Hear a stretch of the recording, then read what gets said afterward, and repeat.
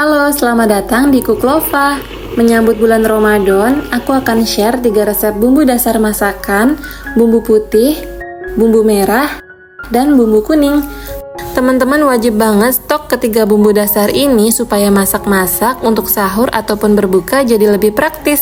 Simak videonya ya. Yang pertama, aku akan bikin bumbu dasar putih. Ini bahan-bahannya ya. Cara membuatnya, masukkan semua bahan-bahan tadi ke wadah blender. Blender semua bahan bumbunya sampai benar-benar halus. Seperti ini hasilnya setelah di blender. Selanjutnya tuang ke dalam teflon. Aduk-aduk, masak bumbunya dengan api sedang sampai bumbunya matang. Nah, kalau sudah pecah minyak seperti ini, bumbunya sudah terlihat terpisah dengan minyaknya, itu artinya bumbunya sudah matang ya. Jangan lupa matikan api kompornya. Seperti ini jadinya kalau bumbunya sudah matang. Kalau bumbunya sudah nggak panas, simpan di wadah yang kering, bersih dan juga tertutup ya.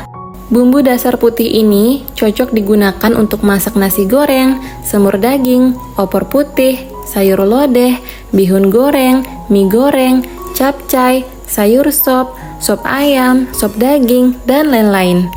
Ini aku bikin bumbu dasar putihnya sedikit aja, seperlunya aku. Nah, kalau teman-teman mau membuat bumbu dasar putih yang lebih banyak dari ini, teman-teman tinggal bikin aja dengan takaran 2 kali lipat dari resep ini ya. Jangan lupa diratakan permukaan bumbunya agar terendam di dalam minyak goreng. Ini membantu agar bumbunya jadi lebih awet. Selain itu, saat mengambil bumbu ini untuk memasak, pastikan menggunakan sendok yang kering dan juga bersih. Bumbu ini bisa teman-teman simpan di chiller ataupun di freezer. Selamat mencoba! Selanjutnya, aku akan membuat bumbu dasar merah. Ini bahan-bahannya ya. Cara membuatnya, masukkan semua bahan-bahan tadi ke wadah blender. Blender semua bahan bumbunya sampai benar-benar halus.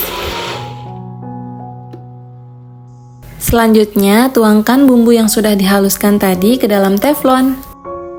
Aduk-aduk, masak bumbunya dengan api sedang sampai bumbunya matang. Nah, kalau sudah pecah minyak seperti ini, bumbunya sudah terlihat terpisah dengan minyaknya, itu artinya bumbunya sudah matang ya. Seperti ini jadinya kalau bumbunya sudah matang. Kalau bumbunya sudah nggak panas, simpan di wadah yang kering, bersih dan juga tertutup ya. Bumbu dasar merah ini bisa digunakan untuk memasak balado, tempe orek, sambal goreng ati, rica-rica, rendang, gulai, ayam suwir pedas, daging suwir, nasi goreng merah, dan lain-lain. Ini aku bikin bumbu dasar merahnya sedikit aja, seperlunya aku. Nah, kalau teman-teman mau membuat bumbu dasar merah yang lebih banyak dari ini, teman-teman tinggal bikin aja dengan takaran 2 kali lipat dari resep ini ya. Jangan lupa diratakan permukaan bumbunya agar terendam di dalam minyak goreng. Ini membantu agar bumbunya jadi lebih awet. Selain itu, saat mengambil bumbu ini untuk memasak, pastikan menggunakan sendok yang kering dan juga bersih. Bumbu ini bisa teman-teman simpan di chiller ataupun di freezer. Selamat mencoba! Sekarang aku akan buat bumbu dasar kuning. Ini bahan-bahannya ya. Cara membuatnya, masukkan semua bahan-bahan tadi ke wadah blender. Blender semua bahan bumbunya sampai benar-benar halus. Selanjutnya, tuangkan bumbu yang sudah dihaluskan tadi ke dalam teflon.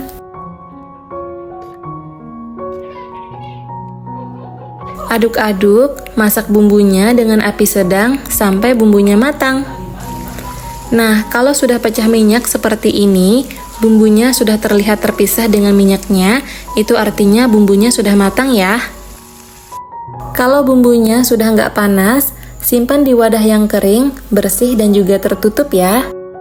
Bumbu dasar kuning ini aku bikinnya sengaja lebih banyak daripada bumbu dasar yang lain karena aku kalau masak boros banget pakai bumbu dasar kuning. Aku biasanya bikin soto, ayam ungkep, ikan kuah kuning, opor ayam, pesmol ikan, kari ayam, pepes ikan, dan masih banyak lagi. Bumbu kuningnya aku bagi menjadi 2 toples seperti ini. Toples yang kecil akan aku simpan di chiller untuk aku pakai masak sehari-hari. Toples yang besar akan aku simpan di freezer supaya bumbunya lebih awet. Nanti setelah bumbu kuning di toples yang kecil habis, baru aku akan pindahkan ke chiller bumbu kuning yang ada di toples besar. Seperti itu ya teman-teman. Itu aja yang aku bisa share di video kali ini. Di next video aku akan share cara aku menggunakan ketiga bumbu dasar ini untuk memasak. Jadi jangan lupa subscribe ya. Terima kasih sudah menonton videoku. Semoga bermanfaat. Sampai jumpa lagi di video selanjutnya. Assalamualaikum.